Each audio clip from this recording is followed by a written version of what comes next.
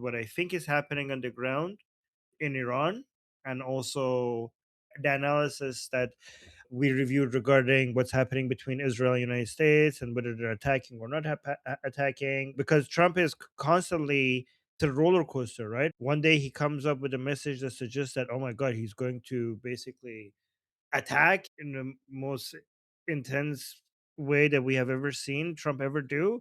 But then the next day, he says something that seems like he is completely willing to accept the Islamic Republic and accept their terms, and he's not really interested in their attack. We also got a lot of contradictory reporting from what's coming out of Israel. Israel, for example, is not talking about Iran as much, but when they do, it's very significant. Some people were disappointed with Netanyahu because it seemed like United States was supposed to carry out an attack a couple of days ago, right after the reports came about the scale of the massacre. And the reports came out that it was Israel that was part of one of the countries that held United States back. So Israel, alongside Saudi Arabia, Qatar, the UAE, Turkey, and a lot of people were surprised to see Israel on the wrong side of this. However, once more information came out, the understanding was Israel's reasoning was different from the other countries' reasoning. So, if Saudi Arabia, Qatar, the UAE, and Turkey were trying to lobby Washington to stop an attack as a whole because they were worried about the chaos in the region and what the way the Islamic Republic might retaliate against them, especially Qatar, the UAE, and Saudi Arabia. They were very concerned about that. Turkey is more worried about a refugee crisis. That's what they're mostly concerned about. But Israel's concern was different. Israel's concern was that the attack was not big enough. And two, there are two concerns.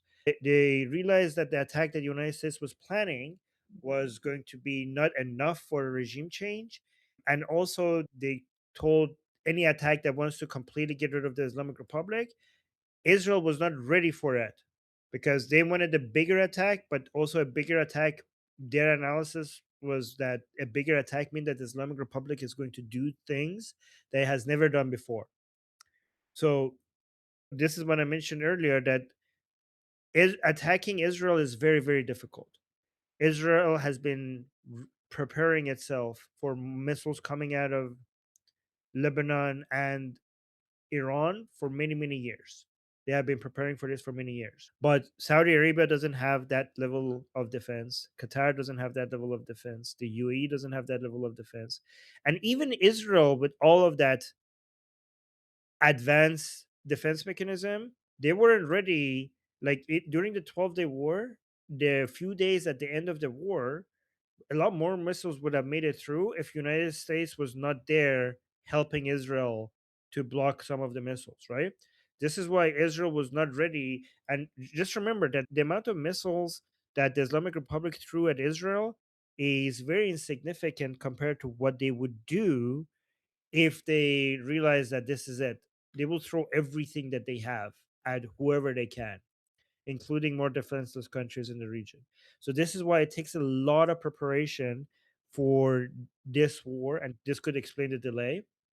But more recently, so Blake, I saw you raise your hand, and I'm going to go to Blake after this. So earlier we had the United States seeming to be interested in going to war, and Israel making United States to hold back. I remember during the 12-day war, what we had was the opposite. Israel wanted to continue the 12-day war. Trump stopped Israel, potentially saving Khamenei. Now, then we went back to, you know, January 8th and January 9th. We had United States eager to do something because Trump promised, and then Israel making them hold back, favoring a more significant attack and more preparation. And now we're going back to hearing that the Israelis are signaling, Netanyahu is signaling that they're not very sure regarding whether Trump is going to attack or not. And they're saying that we're committed to take action whether the United States does or not. So now we're going back to Israel signaling that they're ready to attack, even if United States is not. So a lot of people suggest that this is just mind games, that United States and Israel are completely, they're coordinating this with each other, and this is they're just playing good cop bad cop. Some people are saying no, actually Trump is unpredictable, and Israelis are basically as unsure regarding what Trump is going to do as the rest of us. So these are the two analyses that I'm saying. BT, I saw a couple of people raise their hand, and Ezekiel, if you're not speaking, can you close your mic? And if you want to speak, let's just raise. So for people again who are new here, if you want to raise your hand, there are some buttons at the bottom of your screen, and if you click the reaction one, you could raise your hand like this, and BT will add you to the list. So first up, we have Blake. Blake. Hey, sorry, it took me a moment to get my microphone on. So, I don't know if you were just addressing this, but what do you think of the negotiation offer that Trump has made to Khamenei about dismantling their nuclear program and everything? Do you think that's a bluff? Do you think that they would go for that? They can't afford to go for that. That would be the end of them, right? So it's an impossible ask. It's an So, do you think impossible that he's ask. doing it kind of just to buy time to get more forces in the area and be better prepared? Or maybe just to say, hey, we tried to negotiate and they said no, so nothing we could do? It could be both. It could be both. It could Okay. be buying time and also giving the eventual attack legitimacy that we offered them a surrender. We offered them. I mean, they're asking for a lot more than that. They're asking for, like, if you the people who are the what's on the what the offer that is on the table is basically complete surrender, right? It's not even a negotiation offer, it's a surrender offer. So giving up the enrichment of uranium, which requires basically Americans coming in and checking everything, right? Because the Islamic Republic has so many different locations now all over Iran when it comes to enrichment of uranium facilities. So the only way that you could be like, okay, here we're not going to enrich uranium is like if you just open the door to your country. The level of humiliation associated with that means that the Islamic Republic would lose any support that it has. The remaining support that it has. This is I don't know if you've heard me explain this before, so I'll just say it one more time. So the Islamic Republic has three threats. One is the external threat, which is mostly United States and Israel. The second threat is the anti-regime Iranian people, the millions of people in the streets trying to topple the regime, and everyone else that wants the regime gone. But the third threat that a lot of people don't talk about, which is the greatest threat, is losing the last remaining support that it has. The people who are still loyal to the regime and support it, not because they're out there because they're getting food or something, they genuinely actually support the regime. The regime is terrified about losing that because it thinks that it could survive everything. It thinks that if United States and Israel come and bomb, a lot of things will be destroyed, but they will go home because they're not going to have boots on the grounds. We will not get toppled. If the Iranian people come into the streets in the millions, they're unarmed. We'll shoot them. They'll die. They go home. We will survive this. But what they cannot tolerate is to lose the few percentage support that they have, because that would be the end of them. This is why they say the things that they say, even though it sounds ridiculous. When they come and say, like, oh, we will destroy Israel, we'll turn all of Tel Aviv into dust, we will sink USS Abraham Lincoln, we will do this, we will do that. We were like, are these people retarded? Like, do they not know their own abilities? They know, but they need this. They say this. We are not the audience. The Americans are not the audience. The Israelis are not the audience. That they have to say this because they want their so, they're not retarded, but their followers are retarded. Okay, they know the radicals that they have created for them to their support base that they have. They know how delusional they are, and they know that they need to provide this content for them to keep them motivated, to keep them in the delusion that they're supporting something powerful, something great, that is worth that is worth, because if these people are, I follow them, by the way. I follow their YouTube channels, I follow their Telegram accounts, I follow their X accounts, so I know what they're saying. They live in a parallel universe. They don't live in our reality. They live in a different reality, right? And the bubble that they live in, if that ever bursts, they think that this regime is not worth defending. A regime that is surrendering to Israel, a regime that is surrendering to Trump, who killed Qasem Soleimani, a regime, they need to be tough. They need to think that the Islamic Republic is tough and undefeatable. And the thousands of people who died in the protests, they were killed by Mossad agents in the ground. And all of this that's their reality, that's what they believe, and the regime needs to stop this bubble from bursting, or else they will lose all of these people, and that will be the day that they collapse. Yeah. Oh, just last point, this is why they cannot accept the deal, because if they accept these terms, it's really hard. So the Islamic Republic for the past 40 years, they keep backing out and surrendering to the United States and Israel, whatever. But then they make it seem internally that something else happened. But there's some level of surrender that would be too undeniable, right?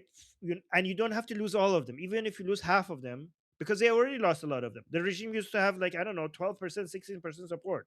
Why is it now close under 5%? Because it was becoming more obvious to more people that this is not the regime that we were defending. So if it's now 2% and turns into 1%, or if it's 1% it turns to half a percent, like, at some point would it become impossible to hold everything together when you don't even have your own people supporting you, right? So this is why they cannot accept these terms of surrender. All right, then. We had a Jeffrey hand. Are you still? I see your camera's off. Do you want to chime in there, Jeffrey? Sure. So, I mean, to bounce off what Armin said, he offered some pretty powerful insights. I'm going to touch on two things. I would contend there's a very high degree of probability that President Trump's statements are reflective of President Trump's version of what sometimes was called Nixon's crazy president strategy. And that's to be operationally unpredictable in to offset the inherent disadvantage that representative republics and or open and free democracies have regarding strategic deception and denial. And as far as like what our overall what the outcome is, given the Mullah, think about what he said. You can't have a nuclear weapons program to the Mullah regime. Well, given the Mullah regime's pseudo theological motives and subsequent inelasticity in said motive, coupled with the operational impact of revolutionary and disruptive technologies that make it easier for an actor to obtain weapons of mass destruction capability, whether it's nuclear or advanced biological. We'll just deal with nuclear. Think Silix or something along those lines. The simple fact is, to ensure the Mullah regime doesn't have a nuclear weapon, you'd have to ensure that the Mullah regime doesn't survive, because they're never going to give up that pursuit. So, I mean, I think Armin's right on the money. Yeah, to that point, even if there was any doubt that the Islamic Republic was going to go for a nuclear weapon, now there is no doubt that they want to go for that, because based on what everything that is happening, they feel naked right now. They feel like they have no deterrence capability. So even if there were some elements within the Islamic Republic that thought to themselves like, maybe we shouldn't have a nuclear weapon, they're not thinking that anymore, right? They think like, we need a nuclear weapon ASAP, more than ever before, or else they're going to get rid of us. So, Jeffrey, you wanted to add to that? Absolutely. So even on top of that, maybe the strategy of considering that U.S. policy, you have divergence between political policy and environmental cycles, in part defined by our electoral process, right? The bad guys go, well, they're going to do what Clausewitz said in his second reciprocal action, which is the only time your adversary will comply with your will is if they view compliance as being less painful than resistance. And furthermore, that position is immutable. What that means is that the Mullah regime would then just hunker down and wait for, say, President Trump to leave, or maybe the political environment in the United States changes where they think that President Trump will be constrained, and then go for the nuclear weapon then. Right? In other words, they just bide their time. The simple fact is this: the Mullah regime is pseudo theologically motivated, which means the elasticity of their actions are very, very high. I mean, they're not going to change regardless of what you do. So, given that reality and the operational impact of those trends that I talked about, the technological trends, lowering the entrance barrier for somebody to get that kind of capability that is deemed unacceptable, your course becomes clear. The Mullah regime has to go. Yeah. One last thing. A lot of people don't understand the threat associated with the Islamic Republic being nuclear, because a lot of people are like, well, they're not going to use it because they're not suicidal. The threat with the Islamic Republic being nuclear is that then they will, with an almost guarantee that nobody is going to come to do a regime change after that, then they're going to do whatever they want. Right. So there's two things that the Islamic Republic does that is a concern. One is that it's cruel and brutal to its own people. Two, it exports terrorism all around the world. Right. It does both of those things with the understanding that cruelty to the people in Iran might cause regime change, and exporting terrorism around the world could cause regime change. But with a nuclear weapon, it doesn't have to worry about that anymore. So even if they don't use, a lot of people are like, well, they're not going to use their nuclear weapon. Yeah, but while having it, knowing that nobody's going to try anymore to come and change the regime, the level of support for Hamas, Hezbollah, Houthis, sleeper cells, they're going to become so much bolder with so much more confidence without much less fear of regime change when they have a nuclear weapon. So they're going to become a lot much bigger of a problem to the rest of the world once they go nuclear. And don't doubt that that's what their goal is. Like if the Islamic Republic doesn't fall, they will eventually have an atomic bomb. There's no doubt about that. Okay, next we have Leonard C. Hey, how's it going? Hello, everyone, and thank you, Armin, for this space and your time. Armin, in the joint stream with Goldie, you touched on the fact that this is the minority in Iran, the people who carry these extremist. You said it's like a 5%. Okay, so my issue is that if 5% of the apples are rotten, and I have 100 apples in my kitchen, it's impossible to live with the option that one of these apples, if five of those on 100 apples is capable and willing to suicide bomb in the kitchen and take out every other vegetable with it. You're right when you're saying education or indoctrination is the issue, and that these are smart people touting these false narratives, but they're touting it to stupid people. I'm sort of asking, how do you handle these post-revolution sleeper cells, that believe that their god has been eliminated by the evil Israel and the USA, right? If they can still carry this belief that the Ayatollah is the representation of the Messiah in lieu of Messiah's existence, etc. And a few more things about the. This is my question, and just a note about the discussion with Jeffrey from a second ago. I wouldn't take anything really at face value because, similar to the 12-day war, there was like a week leading up to it where the entire media was like, oh no, Netanyahu and Trump are not aligned, there's a misunderstanding, and it was all meant to get the gears going in the obvious direction. Knowing that the media is going to overreact and churn this for a week allowed them the freedom of space to act. And finally, just one more thing, and I'm sorry that I'm standing on a soapbox here. The thing that you mentioned about the nuclear option and that they will lash out and attack everyone. This is the Islamist two good options strategy. I'm telling you, you can either pay me jizya, okay, and not convert, and that's a good option. The other good option is convert to Islam. And the third option, which is why would you take it? I gave you two good options, is we will kill you. They don't have any other thing other than that. So that's the issue with Islam. Thank you. All right, so guys, from now on, if we have multiple points, let's do one point at a time. So that I think let me respond to one point and then give me the second point. I think that would work better, right? New policy. With regards to the extreme, you're talking about extremists. Let me just actually clarify something. We don't know exactly what the level of support for the Islamic Republic is. I think it's under 5%. Some people say 1%, but we don't know. However, whatever the level of support for the Islamic Republic is, the level of extremists is higher than that. Because there are some people within Iran who don't support the Islamic Republic because it's not radical enough, it's not Islamic enough. So you have to take those into account as well.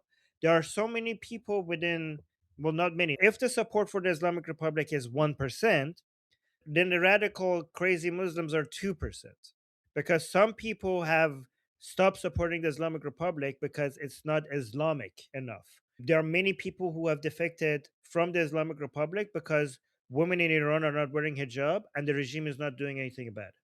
There are many people, there are some people who have defected from the regime because they actually have, they were wise enough to see that their response to Israel during the 12-day war was pathetic.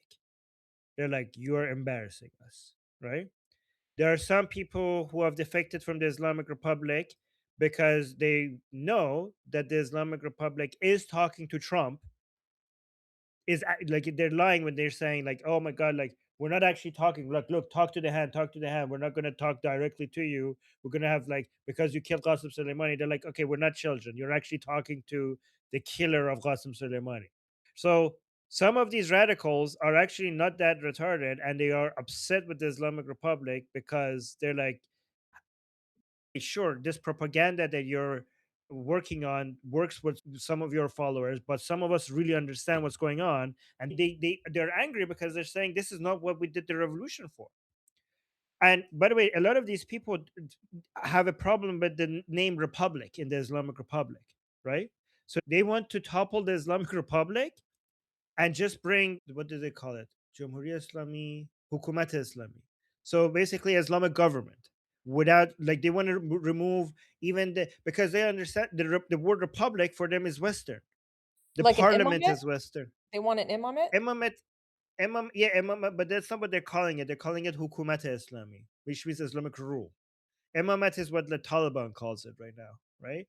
So they want to get rid of the idea of a president. They don't want to get rid of the idea of like a parliament and everything.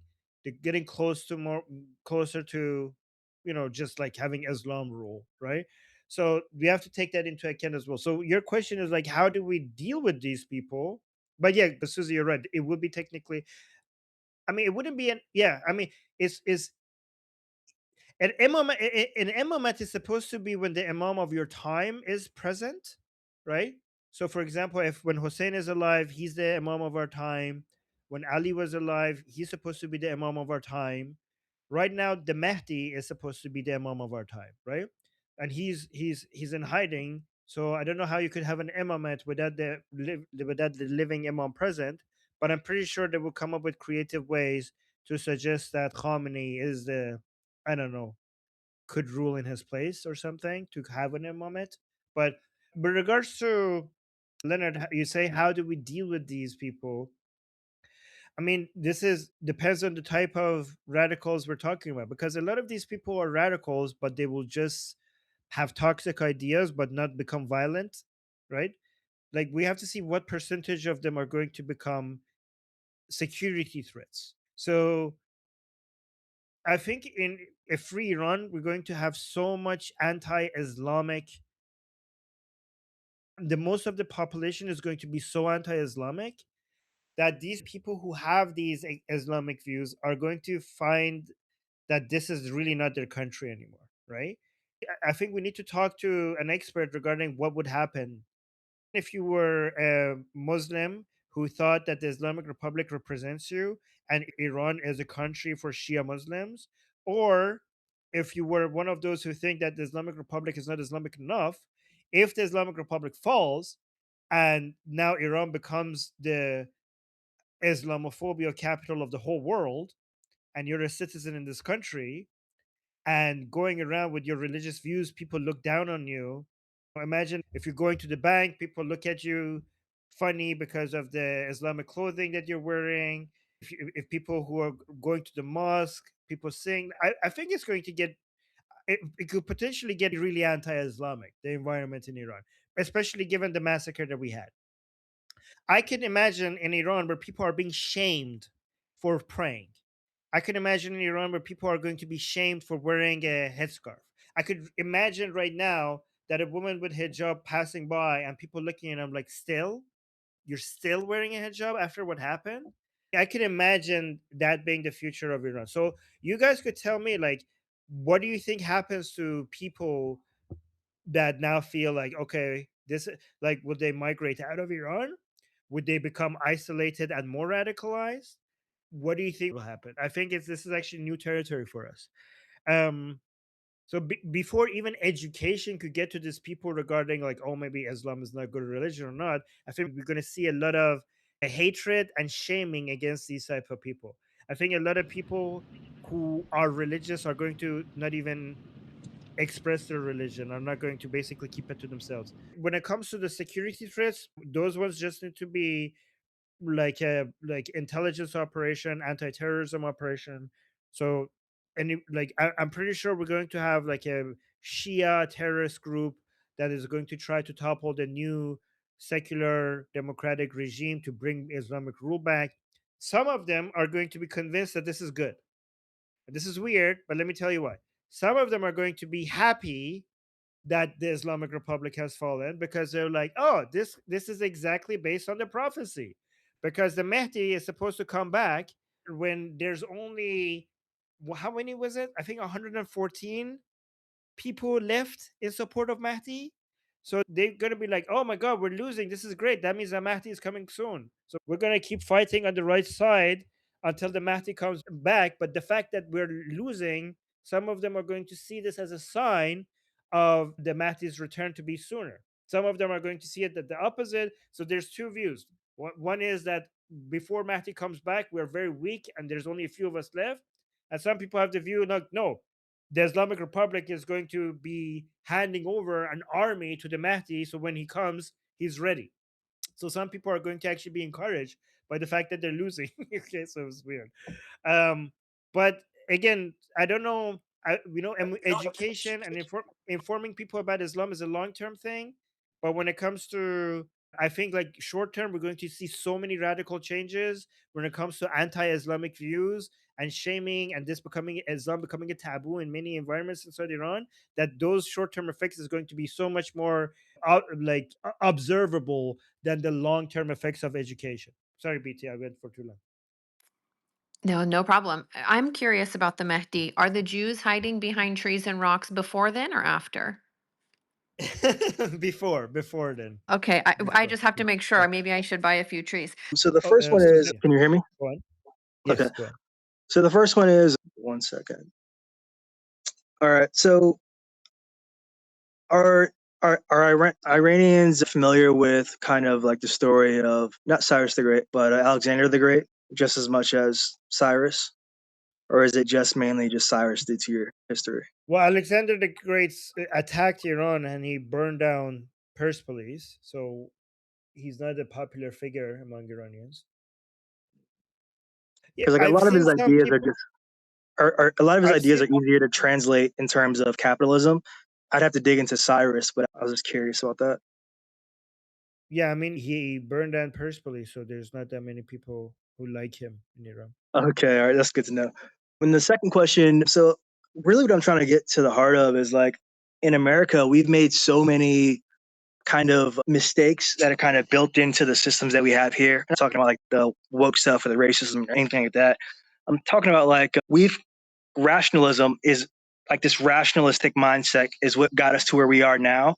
But now we're kind of hitting diminishing returns on innovation. And I think that there's a huge opportunity for Iran to kind of look at what America has hit a dead end and figure out, okay, here's how we can redesign like an improved version of what America has through the same values. So in technology, they call it like the leapfrogging effect, where like you have a piece of shit country, a shithole, and then you bring in all the latest infrastructure, and it's really easy to do that because there's nothing there that you have to destroy. And I think from a social level, from an organizational level, Iran's in that situation where like there's a huge opportunity for you guys to learn from our mistakes. And I'm just a bit curious if are you guys But trying to like compete with them, like not compete with America, but kind of copy what we have now? Or can we like look at like, okay, here's some honest criticisms about what America could improve and what we can borrow that also supports our local traditions? yeah, so but just let me just mention this, that America actually borrowed from Iran when it comes to so many of the values that made America great, right? The founding fathers of America referred to Cyrus the Great's way tolerance and acceptance of multiple different people with different ways of life. That was a role model. They actually refer to it, right? They actually use it as their model that the American founding fathers used to turn America into a land of opportunity that was open to all people around the world. So this is why they also consider Cyrus the Great's Cyrus Cylinder the first declaration of human rights in history, right? When it comes to the mistakes of America, America's mistakes is, first of all, America is still growing, but and is the gap between America's productivity and growth is actually widening. So America, even if America makes mistakes, is still the land of opportunity and is still much ahead when it comes to productivity and contribution to the whole world, is ahead of every other country, and it will I can continue to clarify a be. bit just because I know what you're saying, and you're right. The momentum is what has diminishing returns, and like the costs of improving innovation has diminishing returns. So, And like so in, go ahead. usually the momentum slows a little bit right before it peaks again. Most of the time. I think United States is going to also see another peak at some point, right? Pretty soon. It usually goes on a, gets really fast with a new industrial revolution, and then it slows down, and then it gets closer to the next industrial revolution, and then it peaks up again, right? Because of the technological advancements, right? But America's mistakes, is usually when it steers away from the values that made it great. And the good thing about Iran is that Iranian people really do believe in, and this is not about America, this is about every society. Any society that abides by these values, and I actually have listed them, if you want, I can read them, right? Any society that abides by these values progresses faster. And United States became the greatest country in the world because it was, it actually not only abides by these values, it actually sometimes created these values, right? But Can I the just good give thing about Iran, one concrete example, and then I'll let you and others can comment on that. So, as a concrete example, for example, you can look at Berkshire Hathaway and the way that value investing is different from, say, day trading or most other kind of speculative wait, investments. wait, okay, go on. I wanted to give But you a then concrete kind of finance example, if, if that's preferable, because I'm not sure how that translates into culture.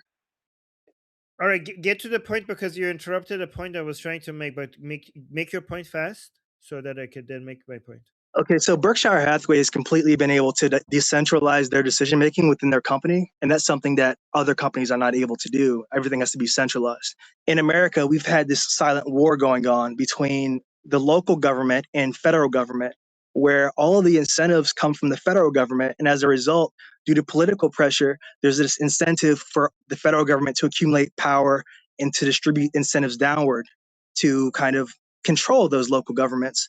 And I think that's one of the biggest mistakes that we have is that bottom up growth is disincentivized by the way that the system is structured itself.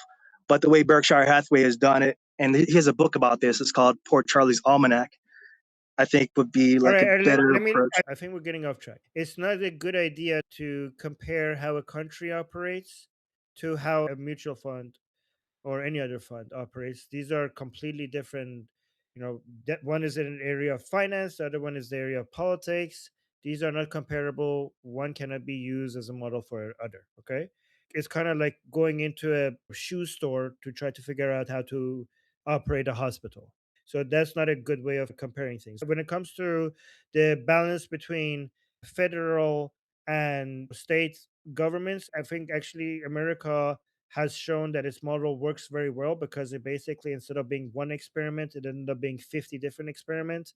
And the competition between the states has created the ability for any state, if any state moves away from the values that make America great, then all of a sudden the other states are competing with it. So it cannot move too far away from it because people have mobility to move between states. So no state can really fuck up too much, because if you fuck up too much, there's mobility between states because you're all American citizens, and the competition makes the states have to come back to the models that work, or else too many people are going to leave your state.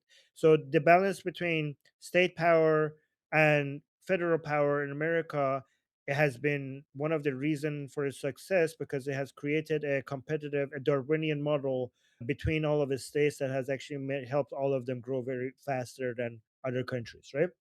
And I'll just go through the what I was saying is that in Iran, the good thing about the Iranian people, which I think is the greatest resource of Iran, the greatest resource in Iran is not its oil, it's not its gas. The greatest resource of Iran is the Iranian people, right? And I say that not just because they're very educated and very motivated and they're very entrepreneurial and they're very patriotic. I say this because they also, through the experience that they had in the past 47 years, they have the proper values that make a society great. And let me just give you the list of values that I think if a people in a society have, and if their state represents those values as well, is basically ideal for maximum growth in a society. Okay, so these are, and you could basically summarize all of these as classical liberal values or enlightenment values or Western values or the modern republican tradition. It has different names, right? So these are separation of powers, secularism, representative democracy, free speech or free expression, free trade, free markets, respect for fundamental human rights, property rights, respect for the scientific method, freedom of assembly, respect for rule of law, civic nationalism, individualism or individual liberty, equality under the law. These are the values that are very common in a society. And if the state also represents those values, that's a society that's going to do well. Okay, next I've got two questions that were given to me in the chat. First, how long for us to get rid of the US, I'm sorry, to get rid of the regime? Wait, the question is how long is it going to take for us to get rid of the regime? How long could it take for the US to get rid of the regime?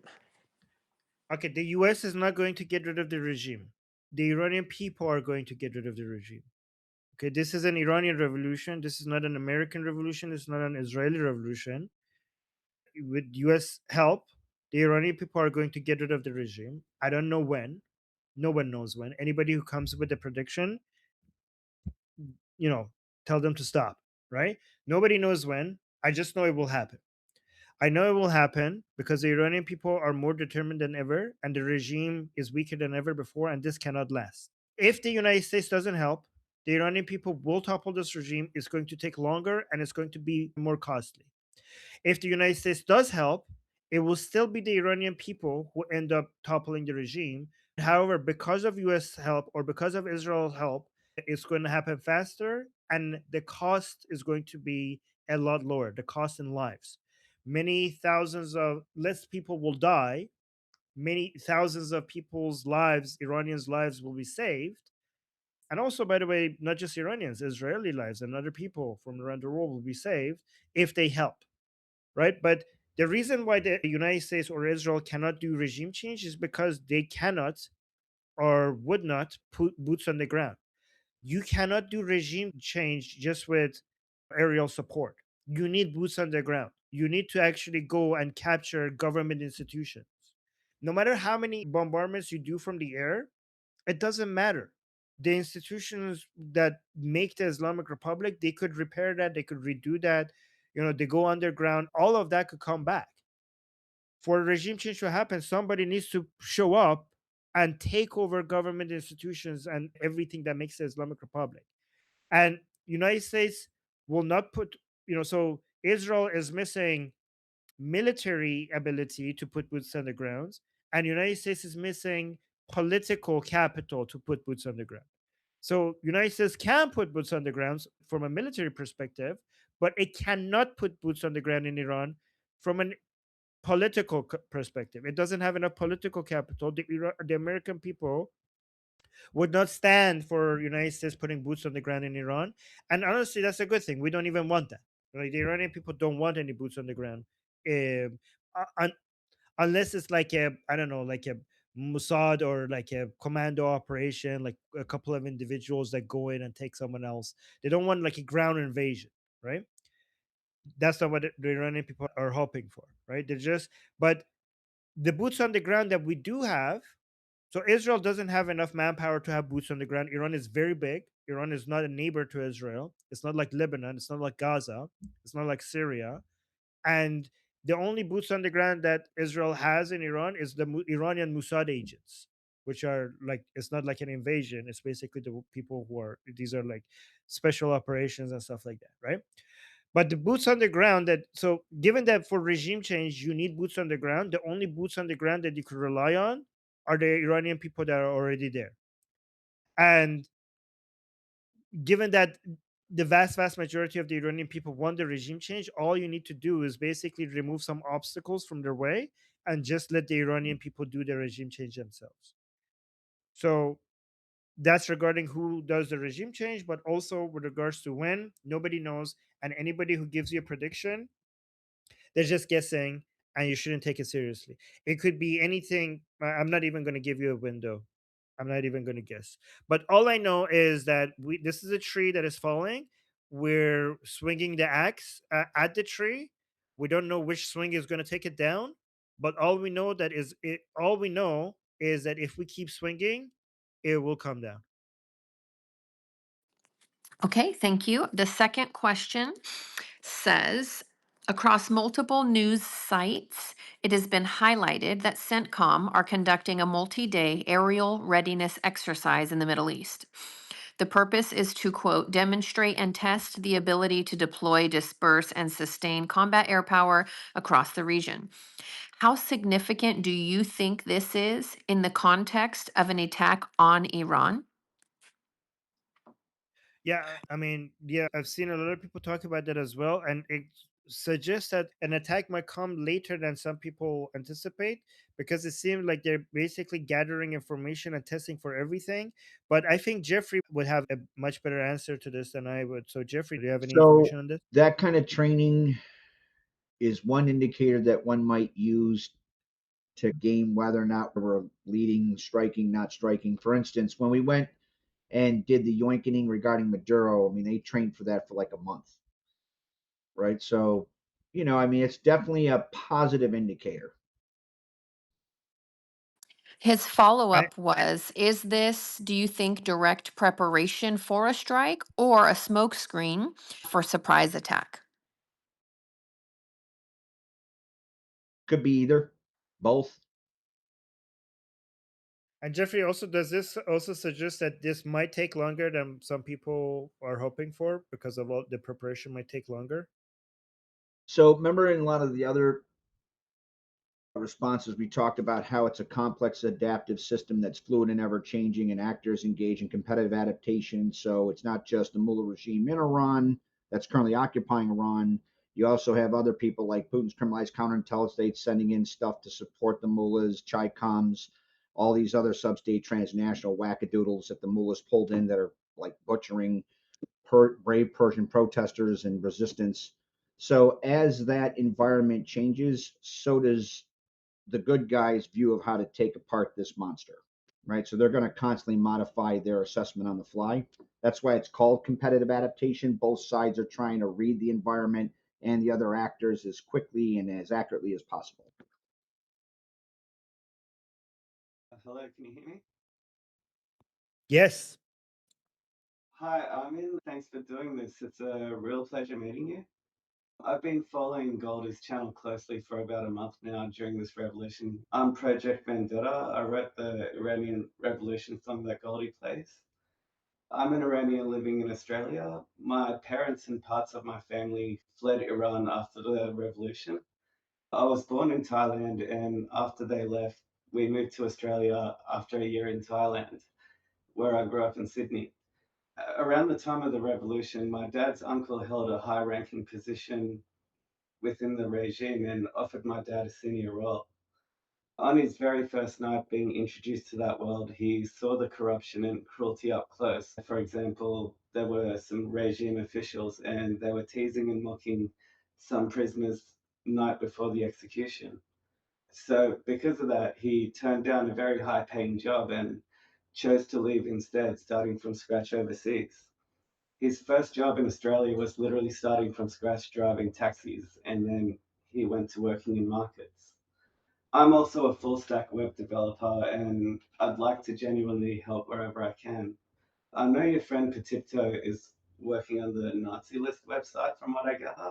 I'd love to connect with him to be able to help fix bugs, maybe help build and maintain a strong English version that works well in the West, because I'd like to help Nazi list along. I've also heard there may be regime officials stalking some Australian Iranians from recent news. I just want to learn my skills and collaborate if I can make myself useful. Yeah, so the website is it back home because I know the website was under attack. But there's a way. Did you see on the show we showed that there's a place on the website where you could offer help. Did you see that when we showed that on the show? Yes, but when I went to click on it, literally where I'm from in Australia, that feature is disabled. Well, like not Oh. disabled, but there was a bug where it would reset the page and not send through my message. So did you try to contact them and talk to them Yeah, about that? yeah, I tried to collaborate. The thing is, I've got my bachelor in computer science and cybersecurity as well, so I can great help with security on the website too, and to fight Okay. back against the attackers. Can you send me your email and on school, and I will, ha- you know, give it to Petipto. Absolutely. I'll type it in chat for you right now. And 85 at gmail.com. Can you also introduce yourself, write something so I could just copy and paste and send to Petipto regarding what you can offer? I'll see if I can compile that up right now. As a forewarning, here on the school chat platform, you have very limited character amount. I don't know what the actual number is. I'm going to say probably around 200, and it will just totally delete your message. So be aware of that when you go to type something into the chat that you very well may lose it. So just be careful. No worries. Okay, well, I've compiled a message that you can send on to Petito, something like this. Oh, it's more than 280 characters. Oops. Okay. Susie, will you clarify for me? You had raised your hand, but then Armin had called you chimed in for a second. Is that what you had for us, or do you have a question? Oh, no, that was not what I had. And so what was I going to say? Okay, first of all, Armin, I mentioned to you the other day about my friend whose uncle was killed. So I'm organizing all the details on the back end. I'm going to get like pictures and a script for you guys to share. And then once that's finalized, I will let you know so that you guys can share that on the screen. They on the stream. They gave their permission and they're very thankful. Second of all, Armin, check your Telegram because I recently got hooked up with a Telegram channel, I guess you could say dedicated to revenge porn. And Okay. for people that we can not share these images, but let's just say some Sepah got Gaddafi'd. It so Oh, okay. I will continue to send you because I know it lifts your spirits. The main thing that I wanted to talk about, and we can nix this This is idea great. if it's too much of a my idea is a little bit of a maybe a moderation problem. So BT, you can feel free to cancel my idea if you want. But I don't know. I was thinking it might be kind of fun to hear if anyone here has been attending any demonstrations and if they have, what their experience has been like. I've been really enjoying going to demonstrations lately. I mean, I cry every time, but it's been good to connect to people, and I don't know, I have some funny stories, like, the reason why I now have these images that I spam Armin with is because I met this guy at the last demonstration last week, and he went up to me and he's like, "Are you Susanna from Atheist Republic?" I'm like, "Oh, yeah, I am." He goes, "Oh, cool, blah, blah, blah," and he was about to leave, and I was like, "Wait, can I, like, follow you on Instagram or something?" And he's like, "Yeah, you can, but, I mean, I'm really radical, like, are you sure?" He's like, "I'm kind of extreme. Are you sure?" And I'm like, "Yeah, no, it'll take a lot to scare me." So and I met this other guy that was like so nice. He also recognized me from Atheist Republic, and actually I had met him before at a Nowruz market last year, and I like wanted to stay and chat with him, but He almost seemed, like, nervous, like he just wanted to say hi and then leave, and I'm like, "Wait, no, I wanna be friends, don't walk away." I don't know, so if it's too much of a pain to moderate, never mind, but I just thought it might be fun to hear about other people's experiences if they wanna share. I love that idea. Are we able to do it after we finish Armin's questions just to make sure he gets out in time and then do it towards the end, you think? You know what? You are so right. So far, I've only seen one person in the chat say that they even went, but I really like that. I really like that a lot. Very good. And Susie, that's so funny. Okay, so next we have Peter W. My question, well, the first part of my question was, in Iran, do you think the like religious demographics would change so there'd be more Zoroastrians or more atheists? oh, way more atheists for sure. But like, well, let me. Okay, so in Iran, let me just tell you what it is and what it's like in Iran when it comes to Zoroastrianism. A lot of people respect Zoroastrian symbols and Zoroastrianism as a religion, even if they're not technically Zoroastrian, right? So we have people, we have a minority who's Zoroastrian, and then we have the vast majority of people who use Zoroastrian symbols as patriotic symbols, as representation of their country, as representation of their ancient history, as symbols of nationalism, right? So when it comes to people who respect Zoroastrianism and use their symbols to represent their love for Iran, that is like that's a huge number, right? Like almost all patriots, right? But the minority, but the Zoroastrians who are very, and I think like I don't think Zoroastrians want. I'm not sure about it, but don't quote me on this, okay? Zoroastrians want to not lose the ones they already have because the regime discriminates against them so much that so many of them are forced to convert to Islam just so that they could actually go to the university that they want and actually be able to get the jobs that they want. So many Zoroastrians just convert to Islam, and I think that the Zoroastrians would just be satisfied with that stopping. They're not like evangelizing. They're not going out and be like, "Hey, people convert to Zoroastrianism." I don't think that that's part of their thing. Some people convert to Zoroastrianism, but given how much it's just easy not to just to enjoy Zoroastrianism without converting to it, um, then I think most people just enjoy it without converting to it. When it comes to atheists, we have self-declared atheists and then we have actual atheists. So I think the people in Iran, like the latest poll that I saw from a couple of years ago, and I think it's much higher right now, if I remember correctly, the people who identify as atheists is like 8% or something. But the people who are atheists without actually declaring themselves as atheists is 20%. Basically, people who don't believe in God, even if they don't call themselves an atheist, they're still an atheist because they don't believe in God. But the highest demographic when it comes to religious beliefs in Iran are nuns. Nuns are basically people who don't have a religion. They might still believe in a God. I think that, yeah, I think they are the highest number. People who do believe in a God, but don't have any religion. Like they're not Muslim, they're not Christian, they're not Jewish, they're not anything, but they do still believe in a God. They do believe in a God, right? But they just have no religion. So that is number, no, not a deist. They're called nuns, guys. Agnostic is not okay. It's not about whether or not a deist is somebody who believes in a God that is basically hands off, a hands off God. That's the deist. That's the God that you believe in. When I say nuns, I'm not talking about the type of God they believe in. They might believe in an involved God. If you pray to God, and then you're not a deist, because a deist considers praying to be useless because God is not involved. If you believe in miracles, for example, you're not a deist. Many of these nuns, they pray. They sometimes like, "Oh God, do this for me." They don't. They're not Muslim. They're not Christian. They're not Hindu. They're not Zoroastrian. They're not Jewish. But they pray. So that God is not a deistic God because that's an involved God. But so we just call them nuns, like with no religion. That's what they call.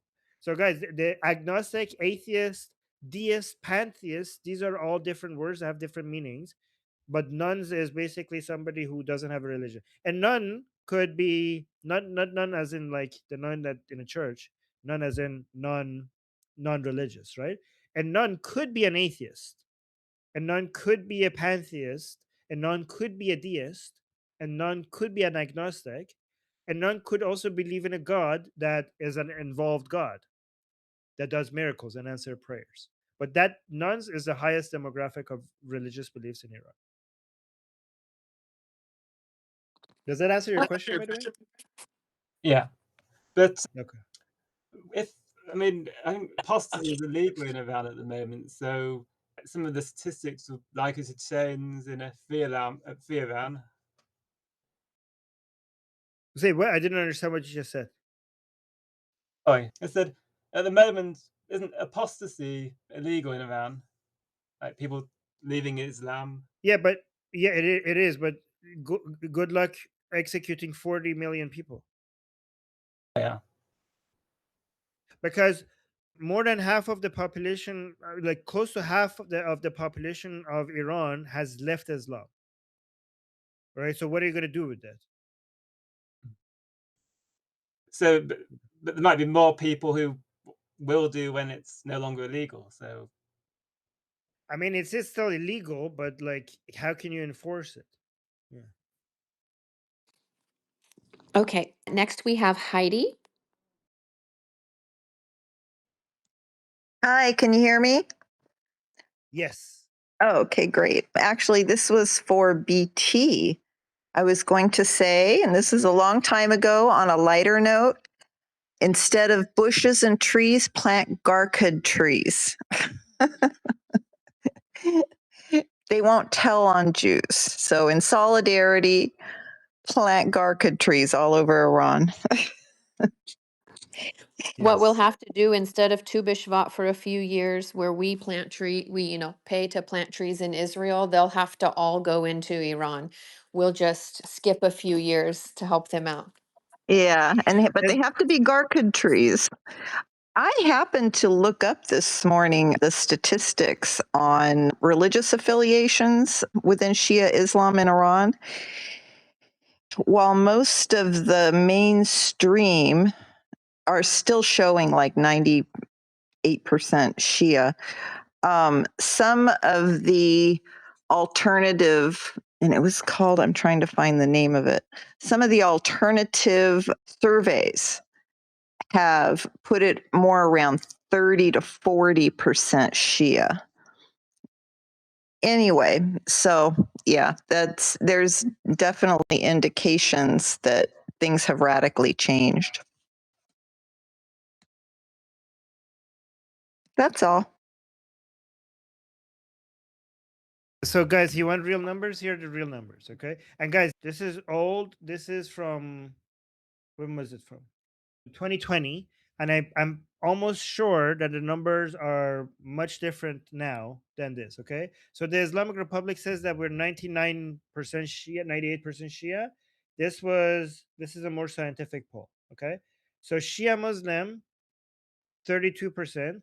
I'm almost sure it's much smaller now compared to this. Nuns is 22%. Atheists is 8.8%. Zoroastrians is 7.7%. Spiritual 7.1. Agnostic 5.8. Sunni 5%. Sufis 3%. Humanist, okay, 2.7%. Others 3.3. Christian 1.5%. Baha'i half percent, and Jewish 0.1%. Okay. So the reason why I say atheists are 20% is because these are the people who labeled themselves as atheists. But if you go here, if you say, do you believe in God? 78% said yes. So that means 22% didn't say yes. So I think 22% are atheists. 8.8% will identify themselves as atheists. So these are the numbers from 6 years ago. So that means Iran is a Muslim minority country. Okay, next we have Danny. Okay, so first of all, about planting trees, it's the Islamic Republic that'll have to hide behind stones and trees soon. And I'm not sure if there's any inanimate object that wouldn't call out, "Oh, Savak, there's a regime mercenary behind me, come and kill him." Earlier, Left-Handed asked a question about Iran learning from America's mistakes. America is, of course, an extremely successful country, and I don't know if you meant it in that way, but it's very arrogant to say that all other countries should be learning from America. There are things America should be learning from Iran's mistakes. Namely, I'm extremely worried that what happened in Iran in 1979 is coming for every other Western country, and I hope that everyone else learns from Iran's mistake. The Western world should also be learning from Israel, the only civilized country whose birth rates are not plummeting. And the most alarming sign for me is that America kind of forgot what men and women are, and they've been exporting this confusion both through culture and through USAID. And the Red Green Alliance in the US is as strong as ever, and I don't know what needs to be done to get the illiberal left in America under control.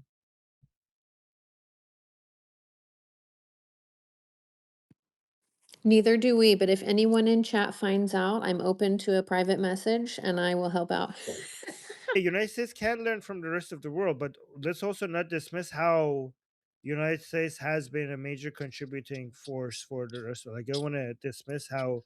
I mean, we all owe America for the science, the technology, the internet, computer, all of like medicine. Most of the major companies in the world are in the United States. Americans are the most productive people in the world, so I don't want to dismiss that. But yes, we should also be learning from other countries. We shouldn't be just from America. But regards, one thing that we can't learn from Israel is the birth rates. I don't think that's transferable. Israel is very lucky to have a culture that, even though it's an advanced country, it has high birth rates. I don't think you can transfer that to anybody. I think this is just something that Israel has within its culture. My personal opinion is that it comes from the fact that Israelis have more meaning in their lives. And that pushes them to have families and Yep. just do normal human things. Yeah, that's not transferable. You cannot take notes and be like, okay, let's do that here. Like, that's something that you have. And I mean, you should be proud of it. But I don't think anybody could actually, if other countries are so desperate to have higher birth rates, if it could be copied, they would have copied it by now. So many governments have been trying to increase birth rates with little success. A good Okay, idea. next we have Do I get Daniel a Doan. chance to respond to comment? Danny and Armin, I think, made the same mistake interpreting what I said before. And that mistake is that I never said America didn't do all these things or America's values were wrong in these ways. I don't think America's values are wrong whatsoever, but I think our implementation our strategic approach to implementing America's vision has hit a dead end where I talked about diminishing returns. And there are ways to bypass those diminishing returns. And so, like, I've studied like complexity theory, and there's some new biologist that's coming out with a new approach to evolution, a new way of interpreting complex systems that's allowing us to take things like Berkshire Hathaway's approach to development and really make it large scale, like really scalable. And you can really revamp institutions this way. I think you should We're stop not, comparing countries to Berkshire Hathaway. It doesn't make any sense at all. so I think we're just going to agree to disagree there. But when it comes down to it, I'm just saying that control should come from the bottom up. And of course, America should learn from Iran. We're making a lot of the same mistakes, the same problems that Iran is facing is now spreading to America. But when it comes down to it, learning from the mistake that America has made will make Iran better than America, more efficient than America, so we can continue to collaborate deeper. You know, don't hit that dead end that we're at right now. That's it. Jeffrey, go ahead and chime in there. Where he's coming from, it's kind of like let's see if I can help clear this up. He's trying to compare the socio-economic development that, say, occurred immediately following the Second World War in Europe, because everything was blown up, and so you didn't have all this like technological lock-in, and you didn't have institutional lock-in, and the infrastructure's all gone, with the idea that importing, or a post-Mullah Iran could expedite its socio-cultural development by importing best practices from the United States while sidestepping our failures. I mean, there's some truth to that. I don't see how what is it, the Berkshire Hathaway? I just think that doesn't accurately encapsulate its, well, at least what I am viewing as what it seems you're trying to the point you're trying to make. I think there's probably a better example. Yeah, I think we should move on from this. There are better comparisons here. Beautiful. Okay, Daniel Dome. Hi, good evening. I've lately started having a concern that, like, in the past Trump's administration, when he was the 45 president, North Korea actually finished their nuclear program. And, like, it all was like a funny thing because Trump met with bazooka guy, with the rocket guy, and soon after that they just declared, oh, we have nukes. And like now Iran was not, sorry, not Iran, a Mullah regime, they were starting like doing moves towards getting nuclear weapons, and the 12-day war began, and then it all like stopped in the middle, kind of. I don't know how how badly the situation with the nuclear program right now in Iran, in under the Mullahs regime.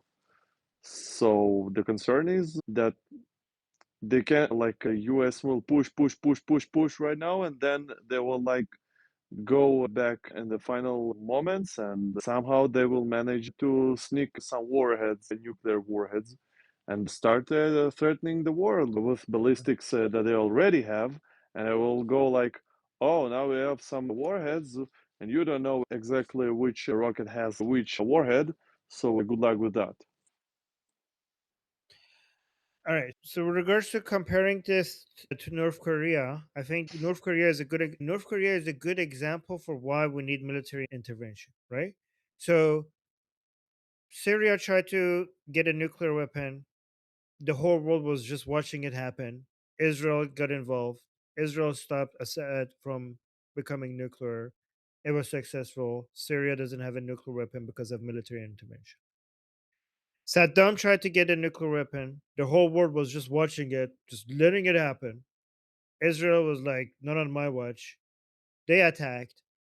Military intervention. Iraq now doesn't have a nuclear weapon, thanks to Israel. North Korea tried to get a nuclear weapon. The world didn't use military intervention. Israel was not involved with North Korea because that's on the other side of the planet. The world was, let's use economic sanctions and agreement and negotiations, and let's talk to them and let's use diplomacy to try to stop North Korea from getting a nuclear weapon. North Korea now has a nuclear weapon, and nobody thinks about regime change in North Korea because they have a nuclear weapon, right? So what is the lesson here? Right? The Islamic Republic has been desperately trying to get a nuclear weapon, desperately trying to get a nuclear weapon. The problem with the Islamic Republic is that they are stronger than Saddam and Assad, right?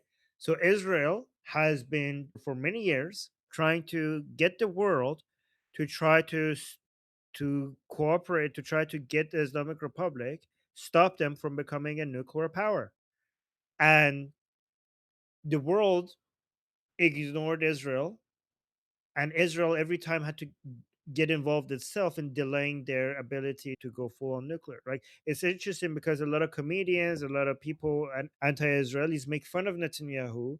They have like this back-to-back videos of Netanyahu saying like, "Oh my God, Islamic Republic is going to have a nuclear weapon in 2 months, or in 3 weeks, or in 1 year, or in 6 months," and all of those dates have passed, and the Islamic Republic never ended up having a nuclear weapon. Like, oh my God, like this guy, why are we taking this guy seriously? None of these predictions came true. What these idiots don't understand is that all of those predictions were true. The reason why none of them happened is because Israel stopped it from happening every single time. Every single time Israel got involved and did something that delayed the Islamic Republic ability to become a nuclear power by multiple years. The problem is that you cannot do this forever, and the Islamic Republic has been learning every time that Israel delayed it to try to basically close all the ways that they are destroying. They're coming. One time is a virus, another time is an explosion, another time is a killing of a scientist. But the Islamic Republic is going deeper underground, more areas in Iran, deep inside the mountains, and they're closing every single hole that the Mossad or the IDF or whatever figures out on how to get penetrate and basically stop the Islamic Republic from going nuclear. They're closing every single one of them. And at some point, the Islamic Republic, this is why Israel is so much for regime change, because Israel understands that at some point, if there is no regime change, the Islamic Republic is not Saddam, the Islamic Republic is not Assad. You're not going to be able to completely destroy their nuclear ability. At one point, they're going to have a nuclear weapon unless you do a regime change. Jeffrey, do you want to add to that before we see?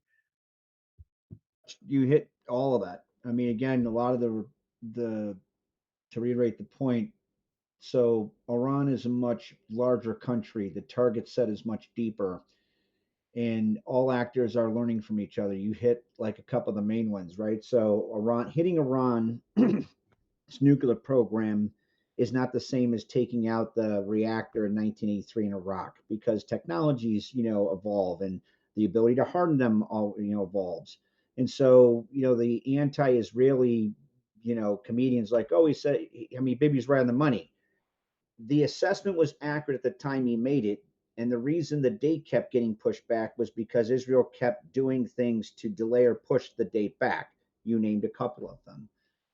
If given the operational impact of the revolution disruptive technologies that I mentioned, I'm going to mention Silix, for instance. So a lot of people say, well, we have these like centrifuges and all that stuff. That's a traditional way of obtaining enrichment. Silix fits in a garage. It requires very little electricity, has almost no UF6 outgassing. It is extremely hard to detect. So with regard, like a counterproliferation strategy that centers on constraining access to critical technology is rapidly becoming unsustainable, which is why I said in the other one, like, yeah, the Mullah regime, when it sat there and said, well, you destroyed the facilities, but you cannot destroy the technology. That's exactly why we're going after the people that want to get it. So, I mean, you have to remove the regime. Can I just say Yeah, how much I appreciate having Jeffrey here? Just wanted to add that. But yeah, go on, Daniel.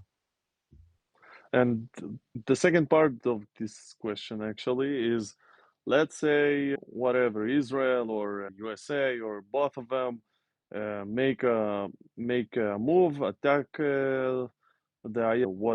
whatever they are, but like, I don't know. I hope that the Iranians are actually will be like able to like, what is the regime change? Like, you get to the place of the institution, and you like barricade yourself there, and you say, all right, now I am the law. Like, how is it going Regime change is the fall to of the happen? Islamic Republic and the return of Yeah, of Pahlavi and course. having a referendum and having a secular democracy. I don't know. It's Just pretty hard to me clear. to imagine it. Well, don't worry, we're imagining for you. Like the Iranian, that's what the Iranian people are dying for right now in the streets. That's what they're fighting for. That's what regime changes. Yeah. That or a nuclear Islamic Republic. It's either that or a nuclear Islamic Republic. No, I'm waiting for this Islamic Republic to fall. Like, I'm not sitting and like, oh, I want Islamic Yeah, I Republic understand. or something. Thank you, Danielle. Appreciate that. Okay, next we have Babak.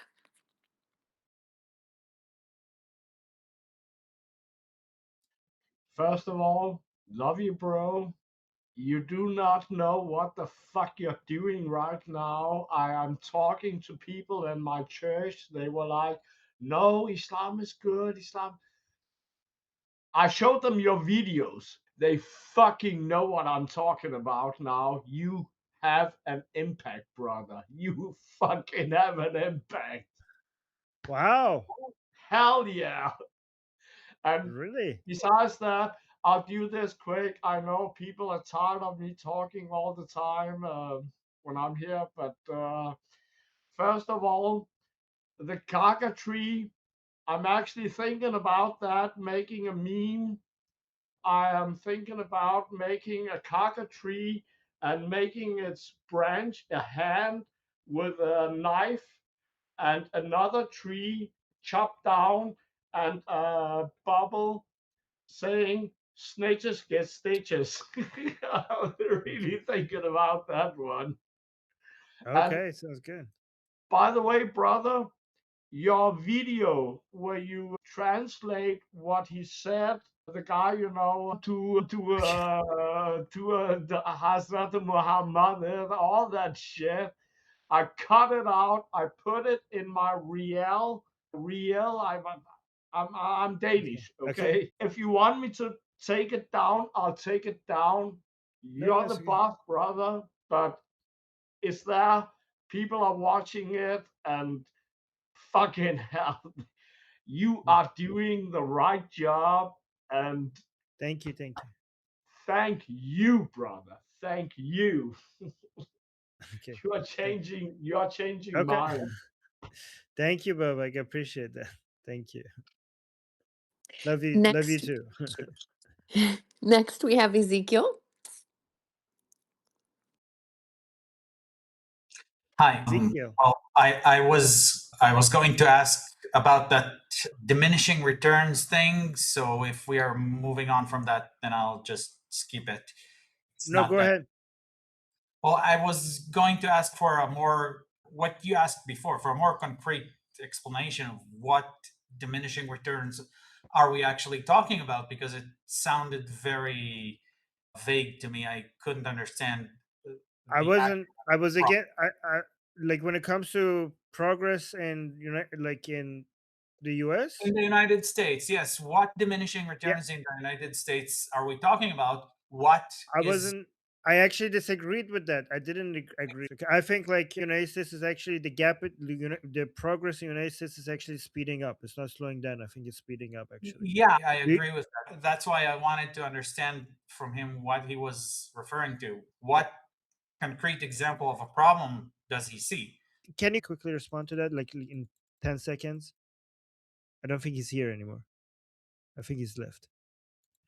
But if I had to guess, I think a lot of people just watch the news, and the news is like to focus on negatives, and they think society is going to shit because negative news gets more views. So if we just talk about how much progress the world is making, not that many people are going to watch that, and that's why I think a lot of people have the impression that everything is going to shit, even though things are getting better.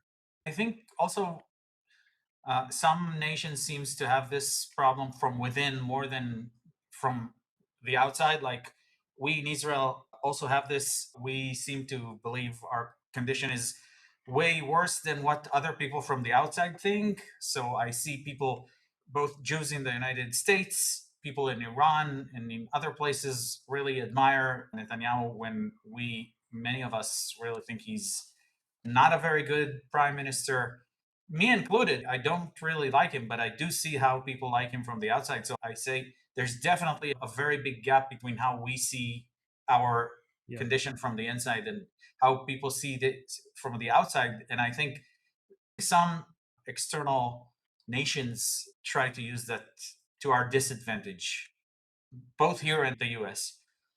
Israel's a democracy, and having disagreements is what makes your country great. The fact that you have competitive views in Israel regarding your prime minister is a feature, not a bug. If I was Israeli, I would be impressed regarding how many of my enemies have been decapitated in the short amount of time after October 7th. I I understand some people blame am him for impressed with October. that. Yeah, yeah. Yes, of I mean, I course. could if I was Israeli, I would never imagine that within 2 years Hezbollah and Hamas have been decapitated. The Houthis have been bombed better than the Americans bombed them, and all of the main leaders of IRGC are killed. Well, Like that to me, I was impressed even before that. I was impressed when, after a couple months, the IDF seemed to take the upper hand on Hamas, because at first I was afraid we've lost our edge. And within 2-3 months, I was totally impressed. The thing is, there are good things and bad things, and there are some things about the good things. I think it's not just Netanyahu, it's a combination of his decision making, of course, but also of the strategists in the yeah, IDF and everything. So yeah, I agree that our condition is definitely not as bad as it seems to many of us. Israel's future is very, very bright based on everything. I've actually watched some analysis on the countries that are in right now based on what's about to happen in technology. The countries that are in the best position to take advantage of what's about to happen. Israel is really high up there. Israel's future seems really, really good. Well, my worries are more about how Russia and Qatar and other nations seems to be able to influence inner public views in countries like Israel and the US in such a massive to have such a massive impact that this becomes an actual like danger, Yeah. something to consider. Yeah. Well, Israel was like survived much more aggressive environments and thrived despite it. So this is nothing compared to what Israel had to deal with before. Okay, next we have Loquacious, and welcome in, new member. Hi, can you hear me okay? Hi, yes. Welcome. Well, thank you. So, big fan of your channel. I'm not Iranian, but definitely support everything everyone's doing. I'm here for kind of a similar reason as Ramtin. I'm a software engineer and full stack web developer, and I'd be happy to contribute if there is any work. I do everything from deployment to architecture, and if we wanted anything with security to help make sure people can do things anonymously while still providing authentication and admin stuff. There's a whole variety of things, if there's I'd love to contribute some time. If there is nothing that needs to be done, I could always just be another pair of eyes or whatever. So in any way that I'm needed, I'd love to contribute. No, that's very much like when I sent the previous guy's email to Patipto was very grateful. He said, "Thanks for delivering this message. I will reply to his email." So if you want me to send you, do you know, like you're talking about the website, right? The Yeah. Mozduriab website? Yeah, Okay. or if there's Okay. or anything related to it that needs to be done. Absolutely. I think that's the highest priority right now. So if you want to give me your email to give to Patipto, Yeah, let me sure. know. Should I put it in just put it in chat? Just put my email in chat. And also after your email, if you could also mention like who you are, so I could copy and paste it as well. Sure. I'll give a brief explanation. Or you can hear Thank me in the you. background. So we're in the same room. So he's my fiance. He's Jewish. We're not Iranian, but we love you guys. Oh, thank you. Armin, is it the facesofcrime.org? Is that the website, or is there another website? It's Mozduriab. It's down right now because it's under attack. Mozduriab website. So there's stuff I can probably help with that to maybe create some rate limiting or put a few more layers of stuff on so that we can make it more resilient. Okay. I'd like to get in touch with whoever's working on it. We can put our heads together and see how we can make it better. Yeah. The guy is an actual freedom fighter from inside Iran, so that's the guy you're going to be dealing with. The fact that the site is under attack shows that it has been effective. So that's a good sign. It actually means that you've got more people than you can handle. But yeah, I've worked with some, everything from startups to really big companies that have had to scale with Amazing. large numbers of people. Badass stuff that like Yeah, like we're sending radio over the internet and back and forth through that. That was many years ago. Wow. That's how I started. Okay. I love how much your fiance believes in your work as well. That's very nice. That's very really sweet. smart. I mean, I know you guys are like insane, but like he's just you will not be let down. Okay. So I don't see your email though. Did you put it yeah. in the chat? I'll put my email first. Or you can send it to me if you prefer. No, that's fine. I can use mine. Wait, Armin, can you send me the email to get in touch with Patipto? Because I have a friend who actually is Iranian in cybersecurity, and she's been chomping at the bit to get up to some stuff. Oh, I don't have his email. I have his WhatsApp. I could ask him if he wants. Let me ask his permission to. Maybe. Yeah, actually, let or me ask him. Telegram, what have you. So I put my email in chat. Thank you so much to everyone who contributes in any way that you can, whether just watching the stream and liking it, coming here, sharing, clipping, and especially now with this cybersecurity help, that it's really amazing, you guys, how everybody is able to come together and kind of put our arms around our Iranian friends in any way that we can. So I really appreciate that, you guys. Next, You- we have Richard, and a reminder that we have 20 minutes remaining with you, Armin. Oh, okay.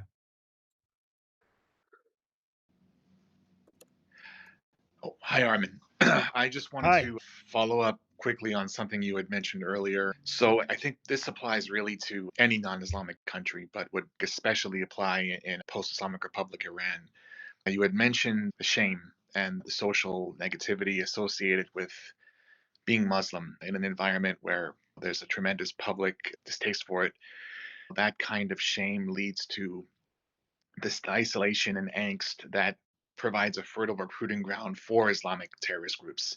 They've had a lot of success recruiting disillusioned youth in environments just like that. I know you had mentioned previously the importance of positively engaging with Muslims while fully condemning Islam and gently steering them away from Islam as a means to fight Islam.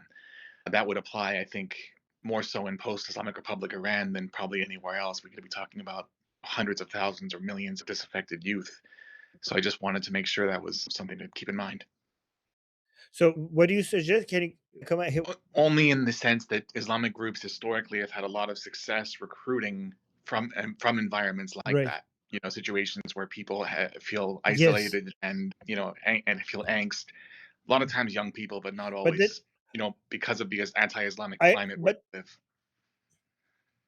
but then how do you manage that? Because the anger is so high Yeah, and so many people are associating, I mean, justifiably, in my opinion, the completely massacre to justifiably. Islam. Yeah, And they're also seeing so many people, elderly people. Okay, so younger people leaving Islam, that's normal in Iran. Okay, mhm. but now we're seeing elder people, like so many reports are coming out of Iran, like, oh my God, my mom actually has stopped praying for the first time in many Yeah, years, right? And you see elderly people who used to be like, oh my God, don't say this. They're saying I shit on Islam. Like grandmas and grandpas are saying I shit on Islam. People who used to not miss a single prayer. So when you see, then the expectation is not going to go high. They're like, look, my grandma wears the hijab and she used to pray every single day, and now she's saying I shit on Islam. So what's your excuse? So in that environment, if I make a show in Persian and say, like, guys, we should tone it down, they will boo me too. They were like, fuck you, Herman. We're gonna unsubscribe. Like, so I don't know how you're going to like the situation is like the anger is yeah. really, really high. So I don't know, like, You, what do you you, think? I Like, how mean, you you had mentioned before, I think, on Atheist Republic itself, the importance of positively engaging with Muslims, basically treating them as victims of Islam yeah, I see. themselves. If it's Yeah. realistic, I think that might be the best approach in a post-Islamic Republic Iran. Is you basically put the blame on Islam proper, and you characterize the followers of that ideology as victims to the extent it's possible. Basically, just don't Yeah. negatively engage with the people because you might contribute to an environment where they have an incentive to sort of fight against the system and fight against non-Muslims. So I think if there's a way to sort of appropriately demonize Islam proper, but not necessarily Yeah. demonize the people who follow it or maybe are confused about it, that might be the right approach The if best way possible. to do that, in my opinion, is to highlight the Muslims who were fighting the regime side by side with us during this war. But I I think it's mean, important to remember, like a post-Islamic Republic is going to have inevitably a fragile security situation. It could be a really good recruiting ground for terrorist groups, for Muslim terrorist groups. So that's something to just think about as the new government, transitional government, is getting established.